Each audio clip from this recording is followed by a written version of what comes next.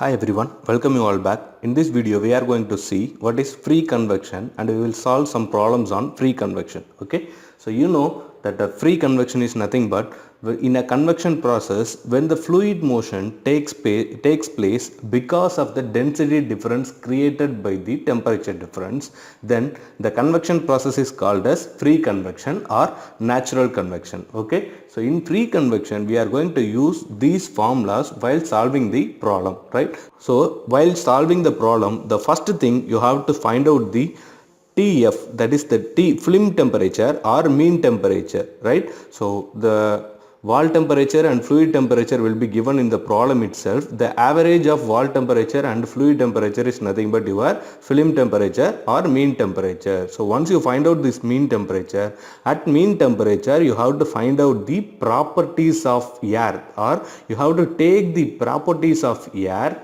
from the HMT data book, page number 34. Okay. Second thing, coefficient of thermal expansion beta. The beta is nothing but 1 divided by the film temperature. You have already find out, no, that film temperature that has to be substituted only in Kelvin. That is why in the formula itself I have written beta equal to 1 divided by TF in Kelvin. Third thing, you have to find out the Grashof number. This formula will be available in the HMT data book itself. The formula is gravity G into beta. Here you have find out the beta value, no, beta into characteristic length LC cube. So this characteristic length will be vary according to the problem, right? Okay, then del T is nothing but your TW minus T infinity divided by nu, kinematic viscosity squared. This value you will take from the HMT data book, and these two formulas, the velocity, maximum velocity and the mass flow rate formula, these two formulas will not be available in your HMT data book. So you have to memorize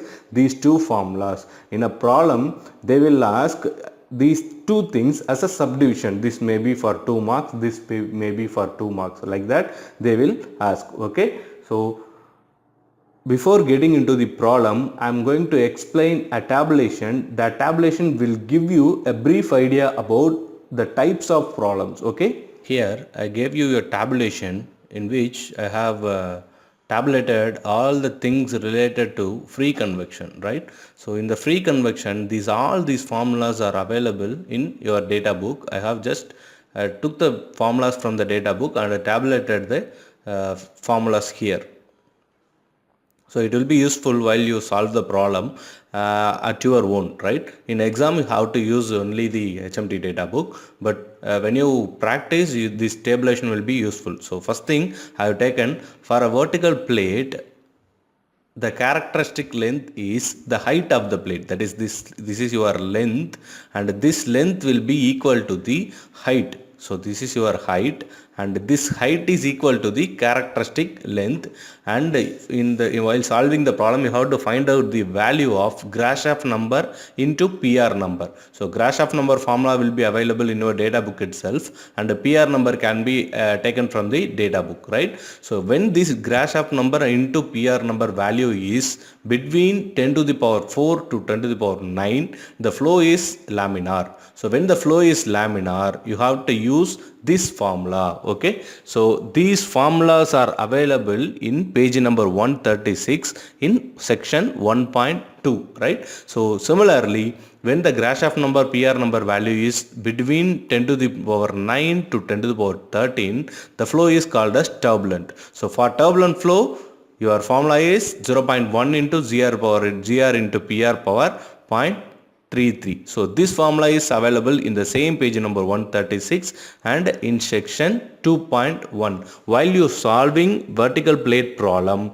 the area you have to take is the width of the plate into height, that is length of the plate. Similarly, for Nusselt number formula, HL divided by K. Once you find out the Nusselt number from this formula and substitute the same Nusselt number here, you can find out the HLK, any one of the value which is not available in the problem. So similarly, for inclined plate, so the same thing, for length you have to use the height of the plate. The Grashof number, PR number value will be less than 10 to the power 9. So here you have to use vertical plate equations. So the same equation In the above section we have seen the same equation, no, for vertical plate the same equation you have to use. Instead of g you have to use g into cos theta while finding out the number Grashof. So the Grashof number has to be find out. The Grashof number formula will be g into beta into something, right? So for that g you have to use g cos theta. Similarly the area value and the Nusselt number formulas are given here. When horizontal plate is considered, there are two classifications. First one is upper surface is heated. So upper surface is heated and lower surface is considered as constant heat surface. Similarly, in another classification, you can see lower surface is heated. So this surface is heated and this top surface is called as constant temperature surface, right? So these two classifications you have to take. For horizontal plate, upper surface heated. Similarly, you have to find out the Grashof number into PR number value, and that value is in this range. You have to use this Nusselt number formula. Similarly, if it is in this range, you have to use this Nusselt number formula. All these formulas will be available in page number 136, section 2.1.1, right? Same applied for lower surface heated when the horizontal plate is considered. The formula is available in page number 137. In your problem, if it is given that a vertical cylinder, the height of the cylinder has to be taken of the length, right? So characteristic length. Same here. It can be treated as vertical plate when this condition satisfies. Similarly, the area value will be pi dl because you have to consider the surface area. For horizontal cylinder, you have to consider the diameter value as the characteristic length value, and in page number 138 section 3.1 the formula is available. For the value of c you will have a tabulation in the data book to take c and m value, right? So you just find out the Grashof number into PR number value, and according to that number you have to take the C and M value from the tabulation available in the HMT data book, right? So for sphere, similarly in page number 138 section 4.1 the formulas are available. Here area value will be different, 4 pi r squared. So just take this tabulation as a printout copy. Use this while you are solving the problem on your own, right? Okay. Now we will see the problems. Okay, so in the first problem it is given that a vertical plate of 0.75 meter height is at 170 degree Celsius. So write the given data. Problem 1, given a vertical plate of height. From the tabulation you know that if it is a vertical plate, the characteristic length LC equal to H, height of the plate, which is equal to 0.75 meter. Second thing, the plate is at 170 degrees Celsius. So TW equal to 170 degrees Celsius, and it is exposed to an air at a temperature of 105 degrees Celsius. So T infinity, that is fluid temperature, is 105 degree Celsius and at 1 atmosphere. So they are asked to calculate number 1. So to find number 1, mean heat transfer coefficient, that is H average. Heat transfer coefficient H. So mean heat transfer coefficient asked. So you are going to find out H average. Second thing, rate of heat transfer per unit width. So Q per unit width. So there is nothing but you are going to find out Q when width you have to assume as 1 meter unit width. Okay. So now go to the problem. So while solving the problem, the first thing you have to find out the film temperature or mean temperature. Okay, here the film temperature TF equal to 170 plus 105 divided by 2. It will be 137.5 degrees Celsius. So next thing, from HMT data book, page number 34, at TF equal to 137.5 degrees Celsius, just take the values of rho, nu, PR, and thermal conductivity value K. So here rho is 0.854, you know the unit kg per meter cube. This will be available in your HMT data book itself, and the new value is 27.8 into 10 to the power minus 6 meter squared per seconds, and Prandtl number value is 0.684. This is a number, so it will not have any units. So thermal conductivity is 0.03489 watt per meter Kelvin. These values will be available in your HMT data book, page number 34. Okay. Once you take all these values, then the next thing you have to find out the thermal expansion value. So beta equal to, as I already told you, it is 1 divided by TF in Kelvin. So TF in Kelvin is nothing but 1 divided by T mean temperature is 137.5 plus 273.